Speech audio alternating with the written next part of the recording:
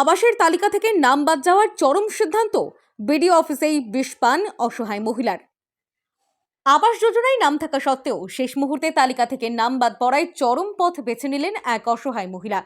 সোমবার দুপুরে মালদা জেলার হরিশ্চন্দ্রপুর ২ নম্বর ব্লকের বিডিও অফিসের ভেতরেই বিষ খেয়ে আত্মহত্যার চেষ্টা করেন শুক্তারা খাতুন, বয়স ৪৩।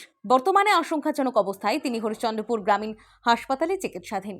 এই ঘটনাকে কেন্দ্র করে বিডিও অফিস চত্বরে চাঞ্চল্য ছড়িয়ে পড়ে। স্থানীয় সূত্রে জানা গিয়েছে, হরিশ্চন্দ্রপুর ২ নম্বর ব্লকের তালবাংরুয়া গ্রামের বাসিন্দা শুক্তারা খাতুন অতি দরিদ্র। আবাস যোজনার তালিকায় তার নাম ছিল। এদিন ব্লকে এসে নিজের আইডি পরীক্ষা করে তিনি জানতে পারেন কোনো এক অজ্ঞাত কারণে তার নাম তালিকা থেকে সরিয়ে দেওয়া হয়েছে। ব্লক অফিসে এর সঠিক কারণ জানতে না পেরে হতাশ ও ক্ষোভে বিডিওর চেম্বারের সামনেই সঙ্গে আনা বিষের বোতল মুখে ঢেলে দেন তিনি। যন্ত্রণায় ছটফট করতে করতে দেখে উপস্থিত হয় মানুষ ও প্রশাসনিক আধিকারিকরা তাকে উদ্ধার করে দ্রুত হাসপাতালে নিয়ে যান। Bureau report, Falakata Times.